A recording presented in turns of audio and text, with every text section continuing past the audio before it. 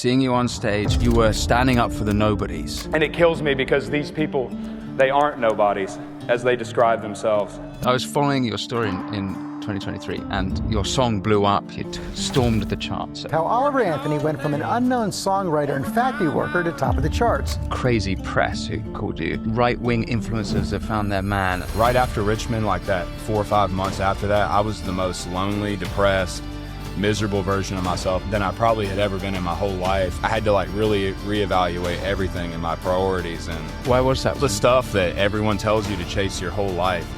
The culture's now, I mean, I guess you flipped it. Perhaps it was you who flipped it, where it's like, Christ is cool again. Christ is the counterculture. We're hungry for truth.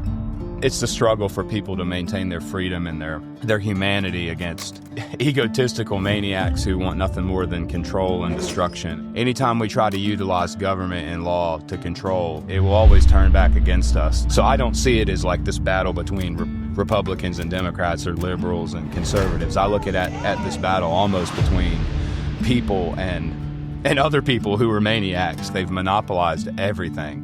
Healthcare, music, education. It's easy to forget about people who are dead and gone, but a lot of very important, special people died just so we could sit here and do this.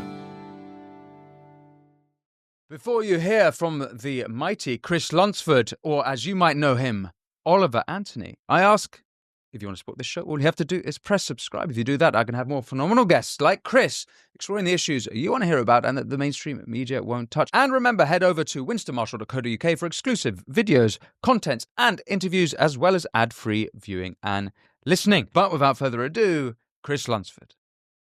Chris or Oliver? Chris. Chris. Okay. Or I don't know, I've been called worse. You didn't bring your Bible today? No, I left it at the hotel, yeah. Yeah. I really should have.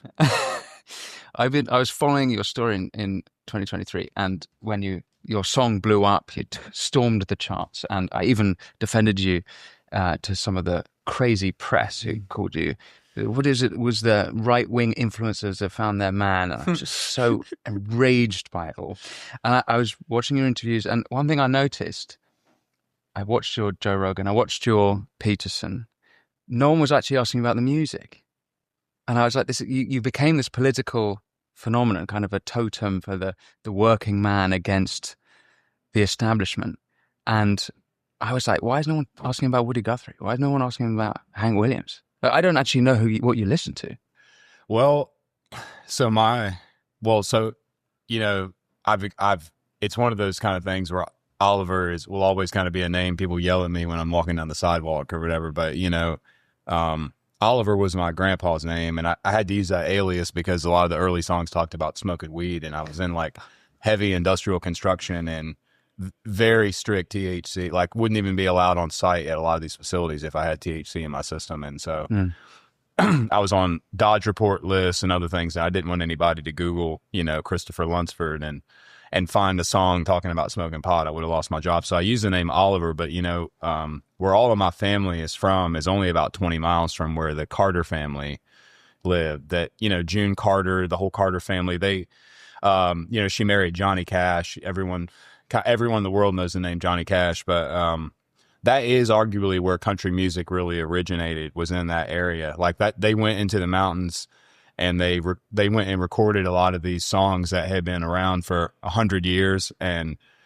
you know, formally recorded them and put them out. And that's like, my understanding, that's what originated country music, was the Carter family. And so that was 20 miles from where my family grew up. It's on the Holston River, on the same river, same mountain range. And so, so musically, I am attracted to that. That's where my heart is that type of music, you know, that early, like really early country music. And, but it's a variety of things. It's, in the country space, it was a lot of Hank Jr. and Waylon Jennings and George Jones and, Hank Williams III and, oh yeah.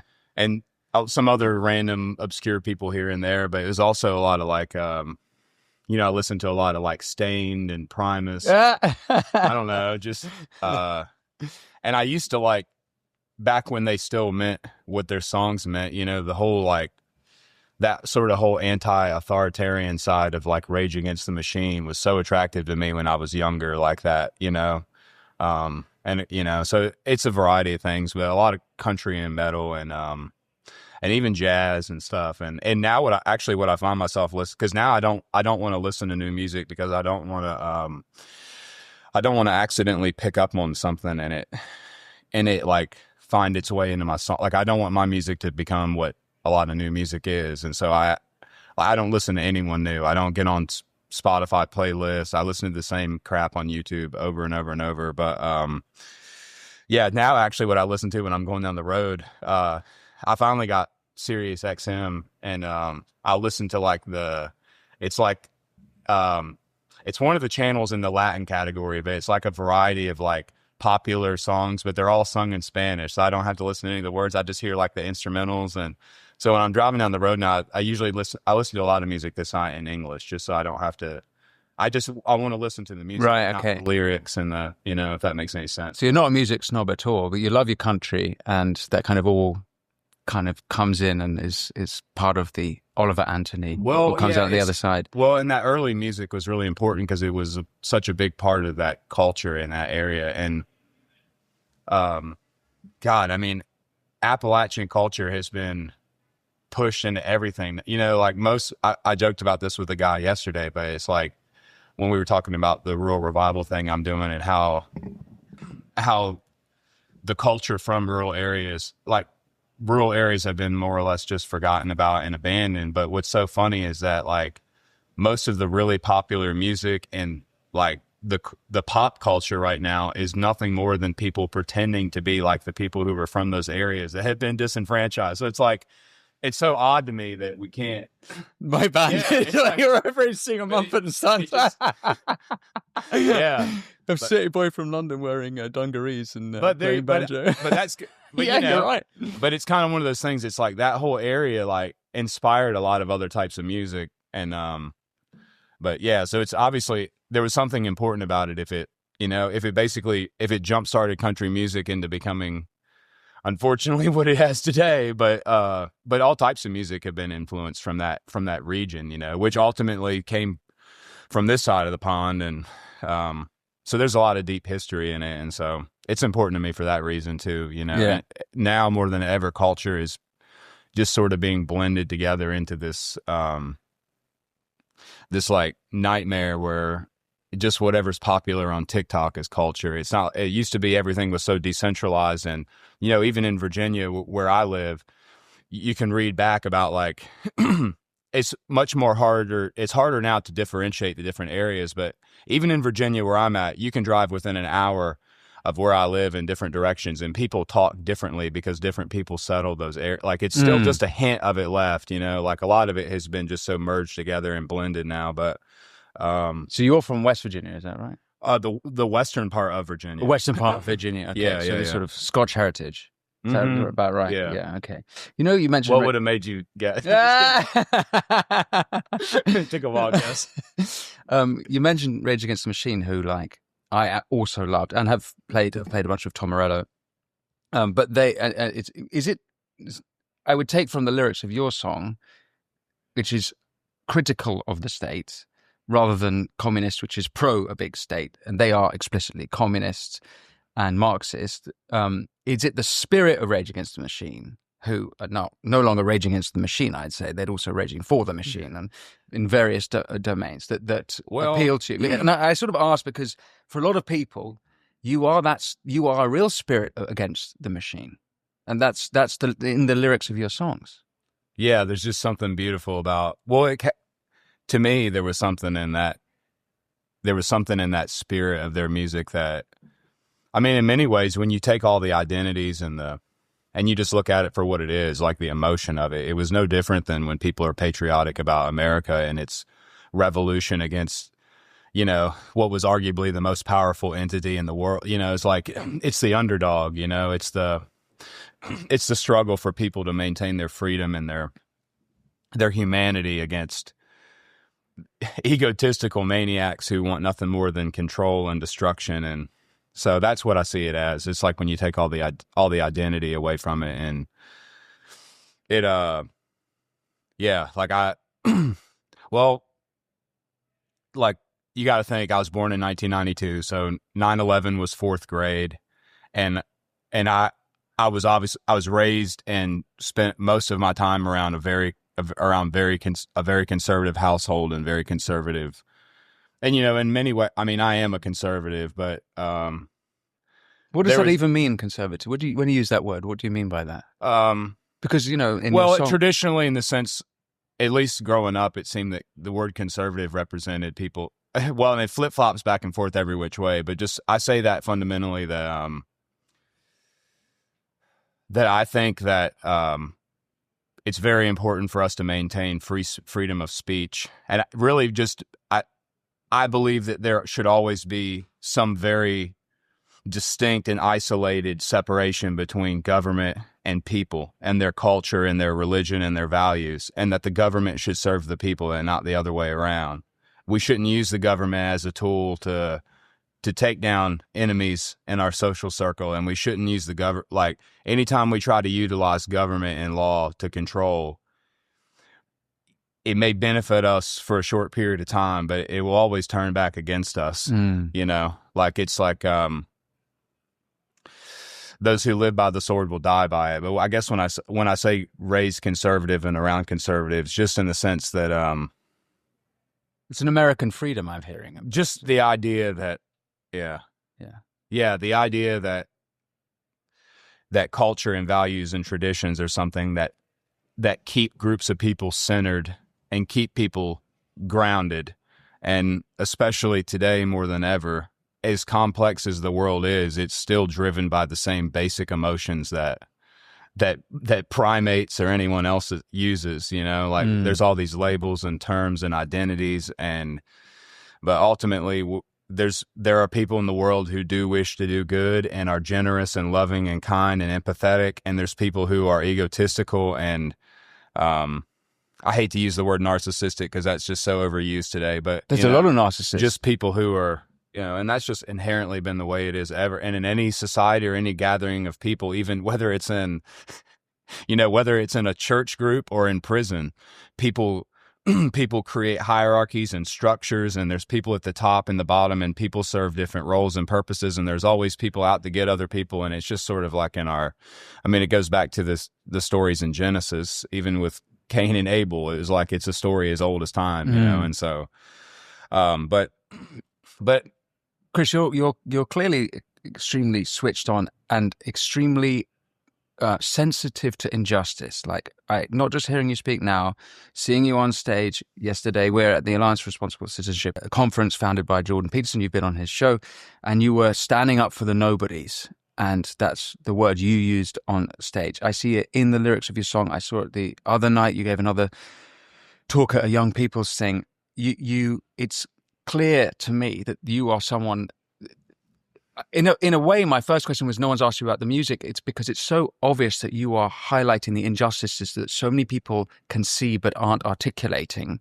And I want to know, where did that come from? I mean, have you always been? Was there a moment where you just saw, like, this is bullshit? Like, what the fuck? Yeah, well, that's what I say, I guess, is I was I was sort of raised in a conservative household, but then 9/11 happened, and, my neighbor was telling me he was in Afghanistan, and he signed up to serve in the military because he felt like he needed to go fight against terrorism and justify what had happened in America. And then I just remember very distinctly, again, it was like fourth grade when it happened. So it was leading into maybe the few years after that, like all these scandals began to come out, like with Dick Cheney and Halliburton and BAE Systems and all this money laundering and all this crazy stuff that was going on. And, like my neighbor was telling me when he was over there serving, he had to work alongside the Afghani police, I guess, and they would rape boys daily. Like, he had a 10-year-old boy come up to him one day and said, the men that you work with rape me every single day. Like, why can't you do something about it? And like, so I could ramble on and on, but what I'm trying to say is just that being raised in a household that was conservative, and then seeing what was, at least then, a lot of people realized after the fact that, like, I don't think a lot of people admire George W. Bush today, but at that time he was by the conservatives, he was very much admired.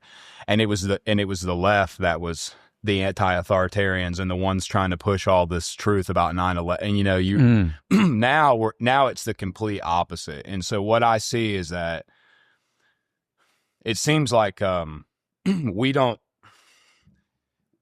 there's something deeper to this political battle that everyone seems to have put themselves in. And there is no party that, to me, it's just a lot more complex than the way it's presented in politics, I guess. And what it is to me more is that there's people who are disenfranchised and voiceless and spend most of their lives struggling. And today more than ever, like, it's nearly impossible for there to be a single family household, or for, like, you know, like, and I didn't even realize how really bad it was until this did happen, and people did start to message me and tell, like, till you came to public it's hard, attention. like, yeah, if you look through just even my Facebook Messenger, it is horrible what I've been told about, you know, like, it's horrible what people go through.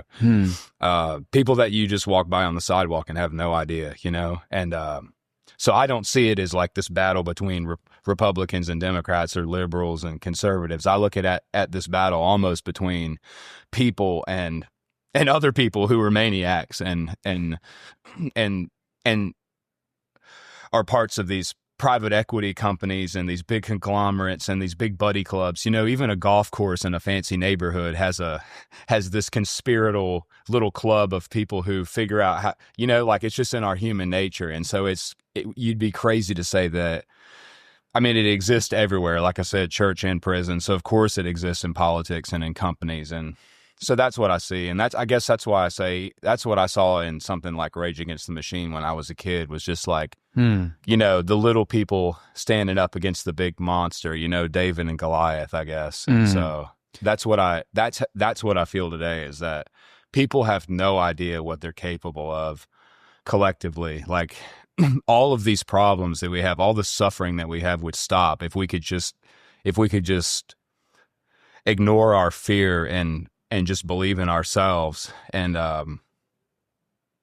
like, we can make all this go away. Like, we don't need those people, you know. We don't need those big, like, if we hate Amazon and we hate the way Jeff Bezos treats all these people, and there's all these people that live miserable lives having to slave away at Amazon, then let's figure out how to bring family-owned stores back to little towns, even if we have to do it one at a time. Like, it's the reason why they're in such control is because they've done a very brilliant job of figuring out how to eliminate all the competition. You know, it's like they've monopolized everything: healthcare, music, education, like everything. And it's because some people, because the world is such a terrifying place, especially when you don't have any money, and you drive down the sidewalk and you see people who are just like, you just see homeless people who are suffering, and oftentimes just probably would be, probably, at least in their own minds, would be better off dead than in the position they're in. And so it's a terrifying thought to think about being broke. And so I think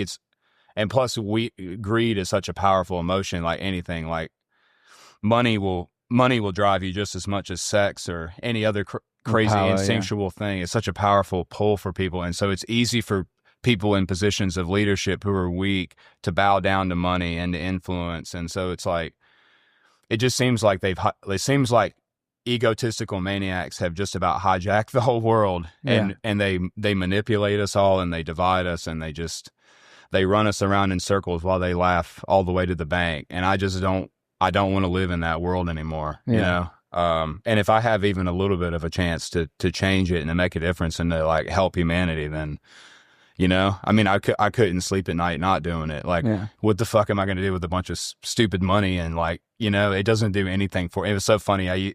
Like, you know, when I was like in my 20s, I used to think about, I mean, it'd be like anyone else. It'd be so cool to just hit the lottery. I never really played the lottery, but you always think about, like, oh, you know, you hit the lottery and you don't have nothing to do for the rest of your life. And I, you know, more or less hit the lottery. I mean, I made a lot more money than I ever made before. And so money doesn't even mean anything, but it's like, I couldn't find any joy in that money. Like, I was right after Richmond, like that 4 or 5 months after that, I was the most lonely, depressed, miserable version of myself than I probably had ever been in my whole life, because I had to, like, really reevaluate everything and my priorities. And Why was that? What was it? Was it this, as you described, overwhelming, all these messages? Well, all the stuff that everyone tells you to chase your whole life, like all the things that you think that are going to make you happy. Like, man, if I could just get me and my wife out of her student loans, and if I could just, she could just buy a car that I don't have to work on every weekend, and and if I could just be able to afford to send my daughter to a nice school where there's not kids fist fighting each other on the bus in middle school every day, and the only thing that I found joy in was like the first time I experienced real joy from anything related to gaining any financial ground after Richmond was when I helped get my father-in-law's teeth fixed, like that. And I realized, and I knew it in my heart, but it was such an eye-opening moment that it's built into our programming to be the way we find like real fulfillment and joy is through acts of kindness towards people and generosity and looking out for people, Yeah. And so that it's no wonder that people at the top, like people like Bill Gates, are just such pathetic, miserable human beings. Like so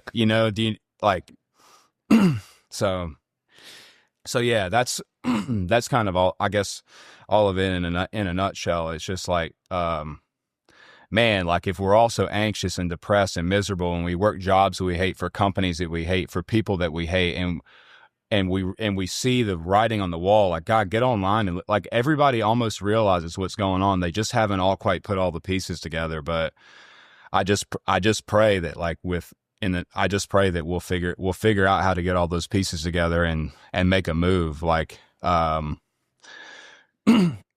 if we just all start, we can easily circumvent every system that we despise in modern society with just a little bit of open-mindedness and generosity and a lot of courage, of course, Well, and you're doing that with your work, and we're looking forward to talking about how you're taking on Live Nation, the Beast, something that I've been thinking about for a while. But before we do, like you say, so 4 months after that, you're in the pits, and it was like a downtime. Well, it was disassociating just because a lot of my relationships changed. So even though maybe I didn't think I don't believe I changed, and like in the way I talk to my friends or family, or the way I look at people. Like I know I never once like thought that I was any better of a person after it happened, but it was just like the way you see the world has changed. Yeah, and all of my relationships changed.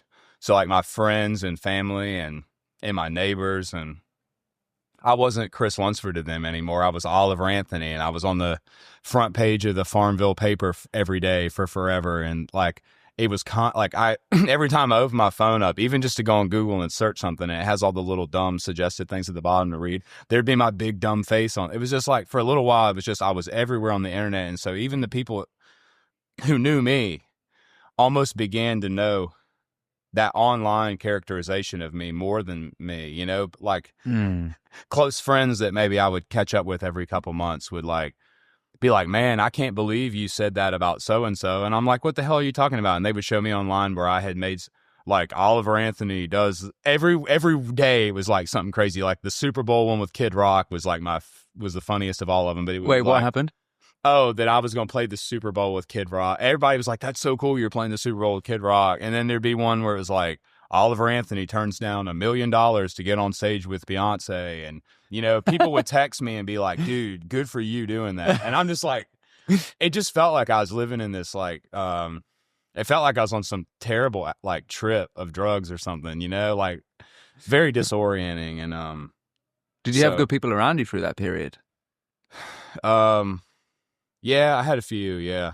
The guy who really helped me more than anything. And I've already plugged him once before talking about him, and he's like he's like I am. He doesn't like a lot of attention, but it was the Radio WV guy, Draven, who recorded Richmond, and like me and him have kind of been on this ride together in a lot of ways. And so I'd say it was him and and a handful of others, just long-term friends. Brian, who you met, who works with me now, like as an assistant, me and him used to get drunk all the time together, and we both kind of found sobriety in a relatively like similar way. And so. So you did all of this sober?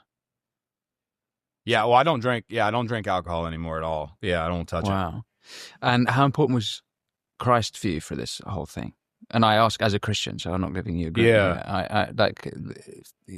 When I was in the music industry, I wasn't a Christian. And Well- I think I might have lasted longer if I had been, or maybe much shorter.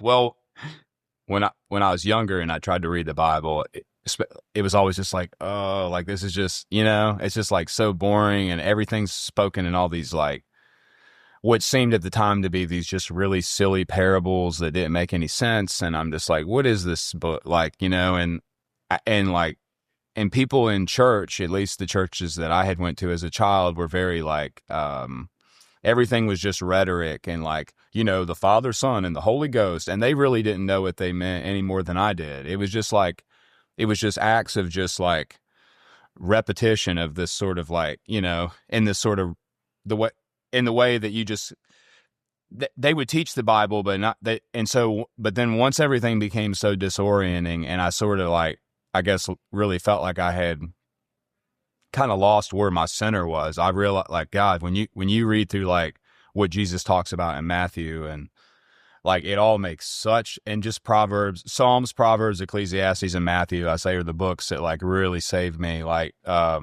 there's just so, like, it's stuff that's written so long ago in a totally different part of the world, like totally different in every single way. And it's like, it couldn't hold any more relevancy to my life than if I hired a psychologist and they were writing me out suggestions of how to fix my life. It became like, it was truth, in every possible way. And so, so seeing you, not only was it when you went on Rogan and Jordan's podcast, you were reading scripture. I was like, oh my goodness, like I already couldn't love you more listening to the music. And then you read scripture. And not only that, I went to see you at Shepherd's Bush Empire when you played in London, and you were reading scripture between songs.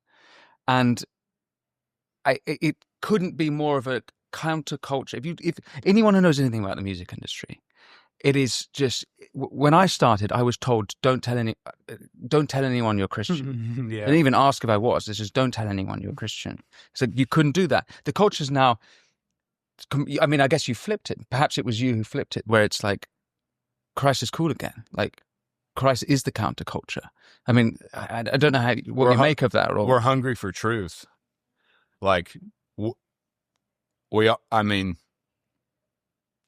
have, whether we decide to listen to it or not, we all have this very complex and like very intelligent way of discerning what is truth and what is, and either intentionally or just, like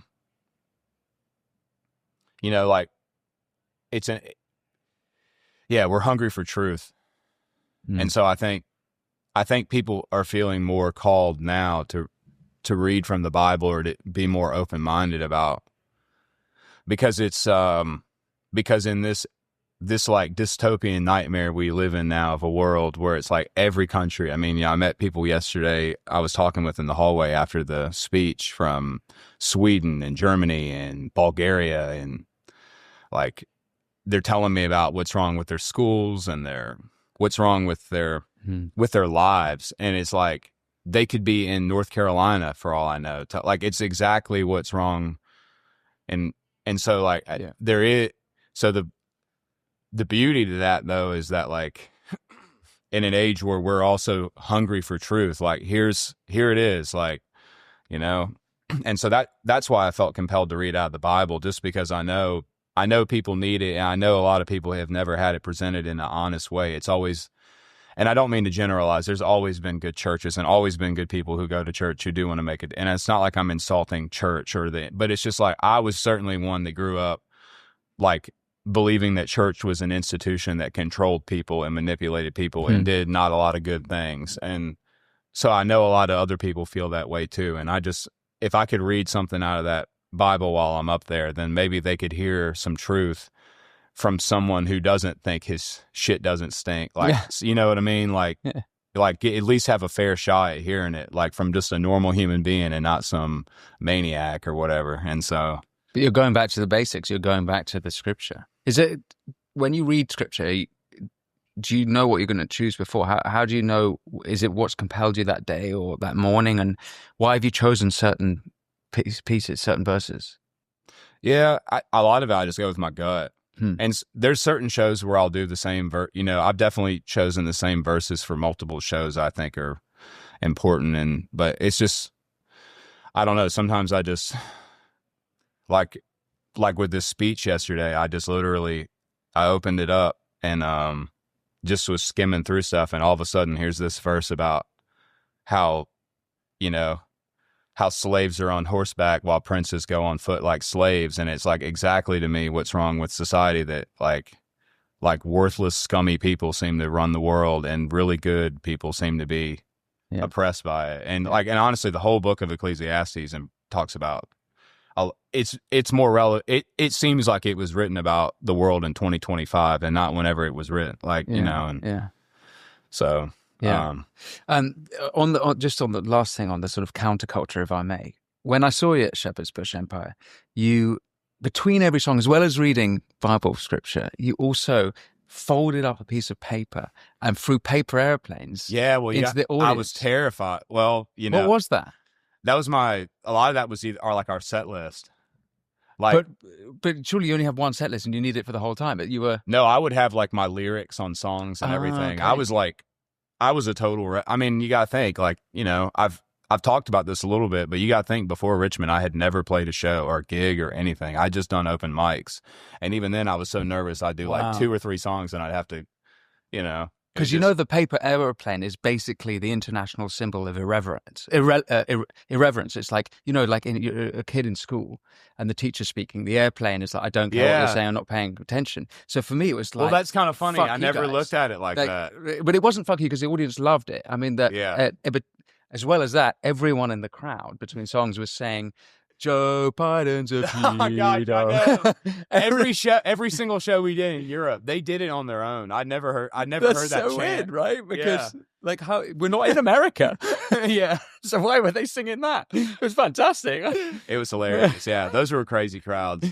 Yeah, the paper airplane thing, I guess it started in Europe. I don't know, just me or either me or the guitarist Joey just folded one up one time, and we just started, we would sign them and then just throw them out in the crowd, and it was kind of cool. And then most all the shows I tried, some of the shows in 2024, I couldn't do a meet and greet because of logistics. Like the bus would leave at midnight, and it wouldn't work out. But every show pretty much that I could stay for, I would stay after like a couple hours and meet people and all. And it was cool. Like kids would get them, and they were just so excited about it. And I don't know. It was just cool, No, it was awesome. The whole thing was like a spectacle. I didn't know.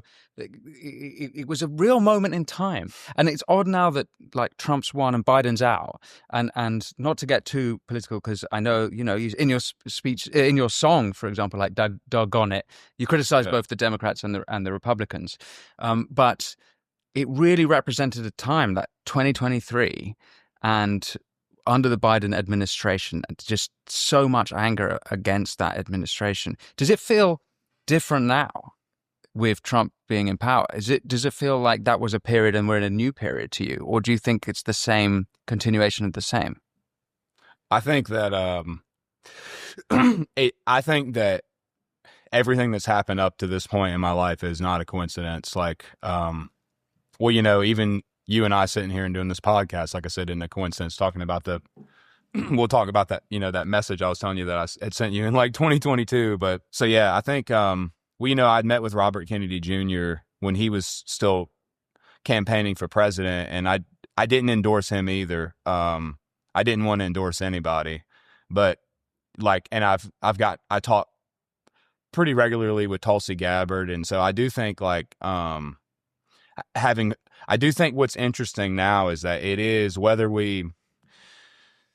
such a challenging thing to get in, to talk about. It's such a complex thing, and we can certainly get into some of that. But I do think we'll see a lot of good come from this, just from people that would have never even been associated with the Trump administration on his last. Like, I do think this seems to be a little different this time. Like I do see I see some things being talked about now that probably have never been talked about before. Like our food in America is horrible. And you sing about that. I mean, that's in the song, Richmond. And so there's clearly something you care about. Yeah. Is that why you met Bobby Kennedy? Yeah, Because of well, those lyrics? what I hope to do with Bobby Kennedy, and I'm gonna. It's something that I'm pursuing either way. But he and I met about the idea of starting this.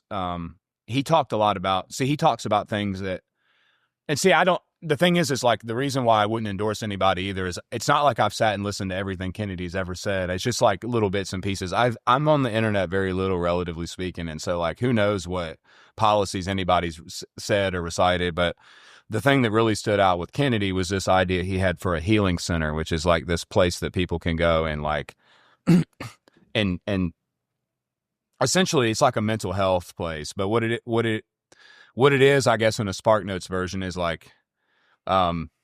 He gave me the example of this farm in Italy where people can go work with their hands and do things. And like, basically, like I believe he had a family member that went there and had like incredible results from it. And so we had this idea of using my farm as sort of the pilot program for this healing center in the United States. And I, you know, my turning point in my life was when I sold my house and bought land and started to live out in the woods and spend time in nature and listen to the birds and the crickets and the creek flow and like the deer and the coyotes screaming at night. And like it really grounded me back more into reality and out of this thing that we're living in now. And so, like our modern society is just so, to me, like even now, when I'm not on the road or like doing things like this, I'm at home. I have a flip phone that I bought from Walmart, and like Really, anyone that works with me can tell you I know they get aggravated and I feel terrible for it, but sometimes nobody can get a hold of me. I just disappear. Right. And I'll spend a couple weeks out in the woods to myself, and then I go back out into the real world, so to speak. And I'm just like, God, like, why do people live like, like, why are people spending $2,000 or $3,000 a month to live in some like horrible little apartment complex? Like, just go buy a little bit of land and put a camper on it and just like live your life in peace. And like, and they all talk about how they want to do it. It's just they don't. And so yeah, I think you're continuing that with your rural revival. So let's get into the your battles with Live Nation. I'm curious because when I saw you come up, I was like, this man, like, God bless this man, because there's I really think there's so much evil in the music industry and Hollywood and all of that stuff. And that was my personal experience anyway. And I just was hoping that you would stay strong for it, because you're clearly a follower of Christ. And it seems to me you have, and your David Goliath continues. You're taking on Live Nation. Yeah, well, I don't know if I'd say it quite like I'm taking on Live Nation. It's just that I think that in America of all places, and I do want this to happen in Europe and Australia, and I'm actually we're talking with people in Western Australia about doing some out there, because who tours in Western Australia? Yeah. Like it's very difficult to even get out there, but it's just that I want to create, I think a sanctuary would be the word I would use, but just create places that good people can gather and do things without like the molestation of big companies being involved is what it is. Like I'll never put a dent in Live Nation or Ticketmaster. They'll have millions and millions of dollars, but if I can find a way to do it better that cuts the middleman out, and it's incentivized the artists to use it because they put more money in their pocket, and it helps the fans out because they don't have to pay so much for a ticket and deal with all the nightmares of it. And it gives a rural space that never had music coming in it before long-term economic impact, and it brings cultural relevance back to a town that's basically forgotten about and dying. It's like, why wouldn't I, like, and so I made enough money touring the 1 year to like, I can live off the interest of that in the bank for the rest of my life. Like, I don't need to tour every year and make millions and millions of dollars and do all this. Like, I don't need to charge $300 for a ticket and do all this stupid stuff. Like,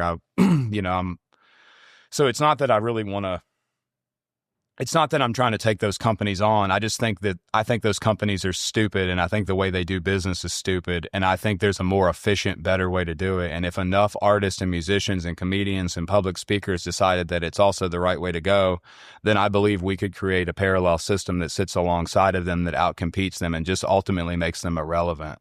Is what I think. I don't think you argue. I don't think you fight it through legislation, and I don't think anyone's going to ever really demonopolize anything. Like, even when was it U.S. Standard Oil? I think they demonopolized and like the antitrust stuff. But what happened? Like it really didn't do anything. It just created a bunch of little sub companies that are all part of the it looks good on paper, I guess, but the way you like in America, at least, it's like it's the free market and ultimately the will of the people that decides what happens or not. The reason right now why things are so dysfunctional is because there is no option B. It's like, just like I said, if you it's want, not a free market. It's not true freedom. There's not options. It's all become very controlled and monopolized and very centralized.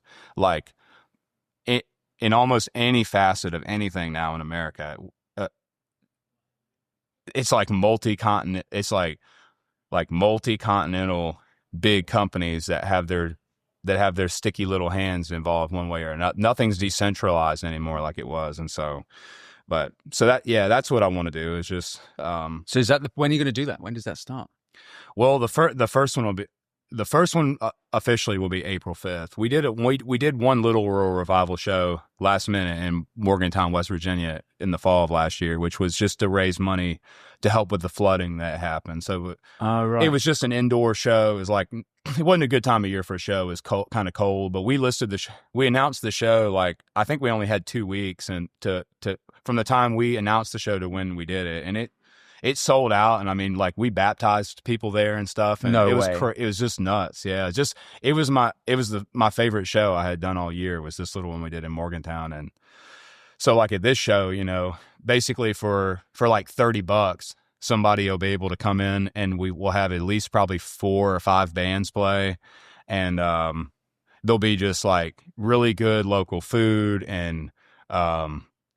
The idea is, when we go into an area it's like I want to identify what's wrong there. And so if the people there need like mental health counseling and financial counseling and certain resources like that, or if it's like, did some private equity company come in and run whatever it was out of town that supported their, every town has these like very complex stories of how they got to the point that they're in. And so I want to use investigative journalism and the support of volunteer veterans and people who have been trained to be put in leadership position to hold, city council members responsible for making the right decisions, and to try to organize whatever churches and ministries are there that are genuinely doing good work and empower them and give them the financial resources they need. And like, even in Virginia, where I live, where this farm is that will be this either official or unofficial first healing center. In that area of Virginia, it's like if you look up the food insecurity, which is that's like the nice way of saying starvation, in our nice little world where we're not allowed to say anything that makes anybody upset. If you look up the food insecurity rates of children in Virginia, and then look at all the farms that are shut down and overgrown and haven't grown any food in years and years and years, it's like, it's obviously something is broken there. And so that's, so a lot of these rural revival shows the first one's going to take place on Main Street in Spruce Pine, where there was just devastation from the flooding. But a lot of these shows will probably just be like in farm fields and stuff. And like, so since I'm working on this healing center idea anyway, at this, I purchased this permaculture farm that hasn't been operational in about 5 years, and so this spring we'll start bringing interns in. And I've been working with people like Graham Merriweather, who's a Netflix documentary guy, and I've met with like Joel Salatin. He's a big in the farm world, and I actually was able to get in contact with the original lady who created this farm in the first place. And basically like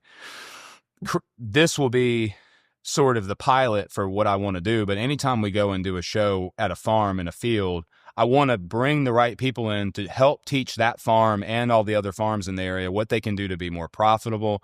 Maybe to like a lot of farming now is very like what they call monoculture. Like around us, everybody just grows corn or beans or tobacco or peanuts, and they spray all these terrible chemicals on their field. And I can think back, there's this, there was the Cherney farm, which was not far from me when I was growing up. It was Paul Cherney and his son, and they both died of like very horrible cancer. And it was because of all the chemicals they had to spray on their fields. And like, it's just, but it's farming is another big area that's been hijacked by big companies. And so it's just like with Yeah. like I said, you can pick your thing. They've all been hijacked now. And so like somehow we can simultaneously take all of them back at the same time, I believe, through music and really good food and fellowship. Like I think, like imagine if there's a town that hasn't had anything happen in it. It's within 45 minutes of a big city where all the Live Nation and Ticketmaster venues are. It's like create a space that's lucrative for artists to play, do it in a farm field, show that farm and all the ones around it how to grow better food at a better price where they don't have to live on government subsidies, give the people there the financial and the mental counseling they need and the resources and the sense of community that they probably haven't had for much of their life. And like repeat that enough times and like you have a whole nother, like you could change the landscape of the world if enough people were to get involved, in a relatively short period of time. Chris, when I hear you speak, I mean, you're describing a real sort of a new American revolution, but it's very much the spirit of America in terms of responsibility. When I hear politicized, political rock stars and musicians, all of them, they don't talk like this. They go, about the government. Oh, we've got to do something about the government. It's all about something else, and there's such little. It's like I mean, from my point of view, you're a breath of fresh air because I think this is actually the solution. This is just as much a social enterprise as it is a commercial enterprise. And if all other musicians who care so much about the injustices of the world, as they say they do, actually behave like this, they might actually affect real change. Like you are seemingly, I pray, will affect real change. Well, I hope if enough people are called to this, like the way I was called, then it will happen. Like it, we are at the point where if we don't have a global revival, like just listening to even some of the stuff, there's things going on in the world I had no idea until I came to this conference and heard people speak, and just even people I've spoken to, like up and down up and through the hallway here in the corridor. It's like, yeah, like this is like I think this might be our last chance to like, and just think about all the sacrifice and all the death and all the just think about everything that's had to happen from the point of the crown that ruled the world to all of these people from Europe coming over and like creating their own space, and that all the effort that was put into that to then get us to this point where we're even able to sit at this table and talk about this. Like, how can we not do something? Like, think about all those people are dead now, and it's easy to forget about people who are dead and gone, but a lot of very important, special people died just so we could sit here and do this. And so if we can't do this now for them, then like we can't. It can't be our generation that squanders it all. That squanders this unbelievable inheritance. Yeah, it cannot be. And if it is, we have to go out fighting at least. Which is and the beauty is that it's not like we have to fight. We just have to, like it's exactly. It's like it's the opposite of fighting. It's like we just have to play fucking guitar. Yeah. But like if we're tired of the machine, then let's just unplug it. Like if it's like if everything is just so idiotically inefficient and so lucrative for people that we don't like, then let's just stop giving them money. Like if you don't like Mark Zuckerberg and you don't like that he let the government invade your personal space and censor you from things that you ought to see and put certain things in your feed to give you a certain emotional state for some psychological study, like all just the crazy things that Meta have done, then everybody should just delete their like, why are we on Facebook anymore if we don't we've like vote with your actions. Like why are we using services and companies that are owned by egotistical billionaire maniacs? Like, but at the same time, it's like we all hurt for the family-owned businesses that are closed, and it affects. I don't think we realize just how much it affects our own quality of life, and we don't realize how good life could really be for all of us right now if we would just do something to that extent. And it's just baby steps. It's not like this is all going to happen overnight, but it's just in a world where everything moves so fast, this would move quite fast. Like this, like I think if we all play our cards right, I think even by the end of next year, things would look a lot different, And the one the one advantage that we do have now more than ever, at least in America, is that I do have connections with the administration that's in place. And I do know whether they're right or wrong, and whether Trump said things that I agree with or not, and whether he has said things that you agree with or not. Like, just like, at this point, it's just like, do we still want to live in this country, or do we want to just be someone else's servant? Like, do we live in, we are just, like you said, our inheritance is the right word, but we've inherited, like, I mean, it's my understanding that wars were fought over spices and like very simple commodities. And now it's like, now I can put AI on my stupid little phone, and I can order whatever I want off of Amazon, and I can get whatever I want delivered to me to DoorDash. I don't have to cook anything.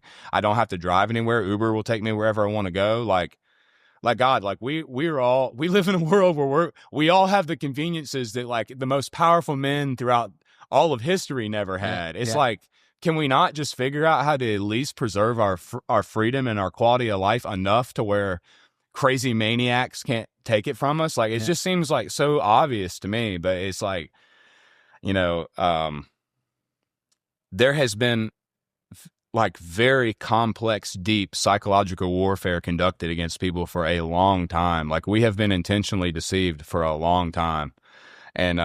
And I suspect even if artificial intelligence is now to the point where it's at a consumer level where I'm allowed to download it off of Google Play for free and get whatever information I want from it, then how long has it really been around? And maybe these people have been using AI for a while to like figure out, but it seems just incredibly complex the way it's all went down. But it's mass deception, and for someone who turns his phone off for weeks on end and has a flip phone, you seem unbelievably plugged into what's going on. Well, I have been for a long time. I mean, at my job before, I was on my, I was in. Yeah, I mean, I've had to be there. I've just been mad about it the whole, Right, but okay. yeah, I mean, I've had like, yeah, I mean, I grew up in all of it. I remember, and I remember spending hours on end playing Call of Duty when I was in middle school with all my, spending hours and hours and hours on there playing Xbox 360 or whatever. And, I remember how excited we all were when MySpace first came out and we could figure out what friend we wanted where on what song we wanted playing. And, the thing that is unique about the people who are alive today is like, we've seen it all get to this point.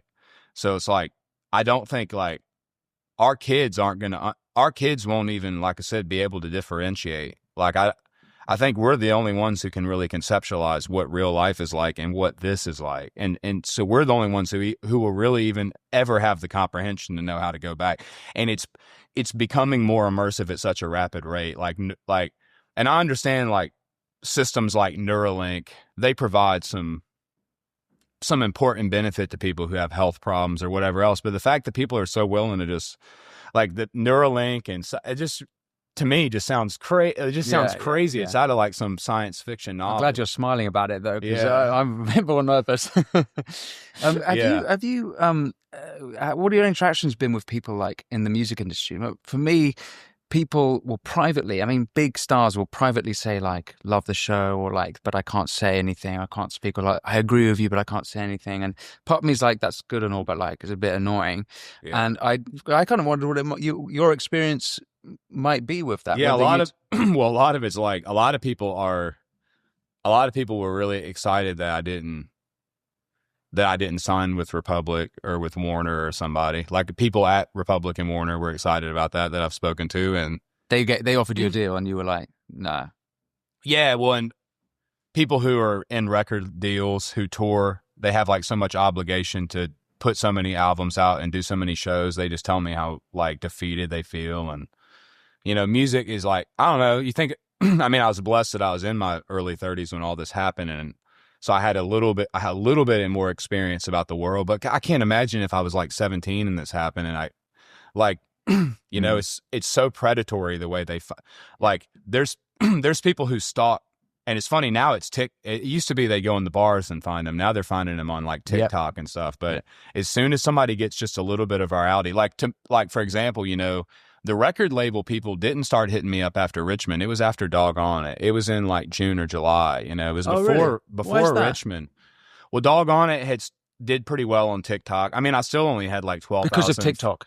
It was on TikTok. Because Richmond was on YouTube that it went crazy. No, it was before Richmond. Before I ever wrote that was Richmond. before Richmond. Before I ever wrote Richmond, I had this Doggone It was like the song that I think I had like probably 800 or 1,000 followers on TikTok. And then once Doggone It only got me to like, I think it was like 20,000 by the end of it. Or I don't know where I was when Richmond took off. I don't know how many I had on TikTok. I can't remember, but Doggone It was actually, because what I'm saying is like these people are really quick to the jump. Like as soon as somebody even just gets a little bit of something and they come across them, they'll start telling them all these things about, oh, well, you know, you can come, how about you come ride with us on Zach Bryan's bus for a little while out here in Oklahoma? And, you know, like, and they kind of like, they get you all starry eyed and thinking about like, oh, I'm going to, you know, it's like, but it is very predatory the way they do it. Like one of the first guys who really hit me up, I swear, he told me, he said you'll make about $300,000 this year off of everything is what if you don't work with us, that's about what you'll make. But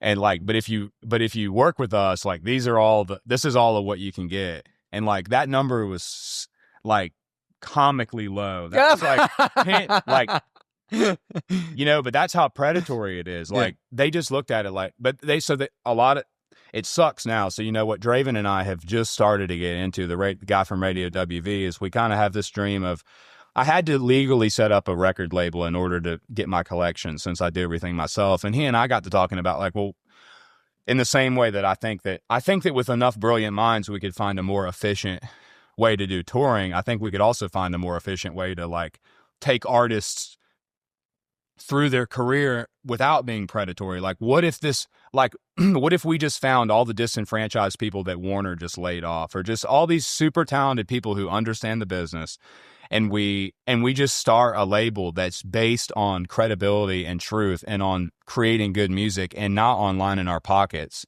and being, you know, stinky little pedophiles, and let's do it for the right reasons and bring all these people together that have been disenfranchised. And like we could find an artist that maybe doesn't even have a really great song written yet, but just has the voice and the spirit and the aura about them, and help them write the right songs and get them released and record them properly, and align them with all the right people, like the attorneys and the management and the business managers and the things they need, and like just like create a network of just the credible, trustworthy people that are in the business. Like, man, Nashville has so many good people in it. Like, even at these big companies, like, there's so many good people that work for Republic and Warner that are like just freaking amazing people. But it's like the best in them will never be brought to potential because of how it's just how any big corporation works, and HR and all that. Like it limits people from being able to be the best version of themselves. But like, what if you did that? Like it'd be nuts. It'd be revolutionary. And who it would benefit the most wouldn't be the artist or anybody else. It would be us and our culture and humanity. Like it would, like, you know, I've said this before, but when they started going around and introducing all these uncontacted tribes, like in the 20th century, they all had music. Like music isn't something we're taught or learn. Like it's a part of us the same way we breathe, you know. Music is important because like you can listen to a song from your childhood and somehow it's like you're all of a sudden it's like you unlock this memory that you would have never even for the rest of your life been able to get otherwise. And you're back in your grandma's house, or you're with your best friends doing something, or like, you know, the same way a certain smell will like take you back to a place. Like it's so crazy how our brains work, but like we need music for that. Like maybe it's almost like the reason why things are so broken now is because music and free speech and comedy and like the way that we like our forms of expression is just so commercialized, you know. Like it would be revolutionary if we could pull it off. It would change the landscape of it would change the world. And what's so funny now is like the reason why I think there is such a push for global connectivity is because there's such a push for global control. But the funny part about it is that like for a very short breath in time, we have all the same influence and power and control and resources and abilities that they do. Like, there's nothing right now that the general public doesn't have that some psycho billionaire has or some big private equity company has. Like, we have all the resources because in order for them to develop the resources, they need our input in it. Like, why else do you think we're all allowed to use AI on our phone? It's not for our benefit. It's for theirs, so they can develop so like for right now, in world history, we are in just a breath, like just one breath of being able to make it. Like, we have everything in front of us. We just have to act and and fast, but yeah, it's it's kind of all crazy talk, but it really isn't when you think about it. And it's also a lot more simple than we make it out to be. Like, a lot of the problems we have that we try to like deep dive into and come up with all these theories and discussions about, they aren't really problems. They're symptoms of a bigger problem. And we just have to identify what the root cause of all this is. It's all very basic. Like I said, I guess that's what's so comical about it for me when I started to read the Bible again and look through some of these stories and the way, like, especially Jordan Peterson and others have, even though maybe they weren't Christians themselves when they started to do it, like they started to pick apart the Bible and like when Jordan Peterson talks about Genesis and just all the complexities and all these stories and what different parts of the stories represent, like little things that are expressed in a story that you would breeze over means like a monumental amount about to what the story actually means. And so I really think like the Bible isn't just something there that we're supposed to read so we don't burn in hell for the rest of our lives. Like, it's like a resource. Like, if this world was created by something more intelligent than us, and it obviously had to be, because none of us can like figure out how to get along on this stupid planet, much less create it. So obviously something much bigger than any of us created all this. And you can go from our biology to anything in science. It's all structured and intelligent and just perfect. And it's like, there's no way we could figure out how to do it any better than that. Like, if this world and this universe was really created by God and we're created in the likeness of God, why wouldn't there be an instruction manual somewhere? And I know the Bible's been hijacked by people for power. And like that super smart guy last night, the historian dude, was talking about Constantine and all. Like, I get it. Like, religion has oppressed a lot of people and it started a lot of wars. But what Jesus says in that book, and those stories that people went through, like Abraham and Moses, and like I said, even going back to Cain and Abel and Adam and Eve, like, it's all exactly what we're doing right now. Like, it's the wicked it's like the wicked oppressing people and people falling into the lure of sin in whatever way it is, like whether it's the lust of a woman or the greed of finances or, the betrayal of someone that trusts you for power, or like, it's all there. Like, it's all there at our core. All of our problems in this world are very simple. Like, it's just, they seem like such monsters because we've just, we overcomplicate everything. It's just it's in our DNA to do so, I guess. Well, I would call that a note of optimism, because I happen to agree with you. It is all there in the scripture. And so on that note of optimism, I say, Chris, thank you so much for coming to speak with me. And do let me know if you're doing auditions for banjo players. Yeah, let's do it. Let's go. April 5th. We could use a good banjo player. If you could be there, that'd be sweet. Yeah, I'm there. Okay, let's do it. Chris, thank you so much. And is there anywhere you'd like your listeners and audience to come? Is it to go to your website maybe? Or I know you don't want to promote people being on their phones and on social media. Yeah, well, so I've had everyone who helps me, which is like luckily now I've been blessed. I have like pretty much a whole DIY team. So the people who I get guidance and like, I've kind of created this thing that I guess you'd call a council, but it's like a lot of people that I knew from before that I trust, that kind of bounce ideas off of them and stuff. And for like the last couple months, I've just been telling them I'm going to delete all the socials, and they're like, "No, don't do that." And I'm like, "No, I'm doing it." Like I don't want to post any. Like I don't want to give old Sucky any more money. Like, and so I've got to figure out a transition period of that. But I will be. I don't want anyone to go on social. Like, I don't like to post, and you'll see them. Like, I don't post a lot on social media for that reason, and I don't grow my platforms the way I should, and I don't post things the way the algorithm wants me to post, and I don't look at my analytics. I hate all of it. So I would say, like, Yeah, if there's anywhere you want to go read anything, it's in the Bible. But if you want to see Praise more God. of me yapping on, I say YouTube's probably your least Oliver The Anthony least music. evil of Yeah, all evils. yeah. And the show in April. April 5th, Spruce Pine, North Carolina. Yeah, there's no tickets available. We're getting all that because that's all DIY too. Because obviously I'm not going to be selling tickets through you know who.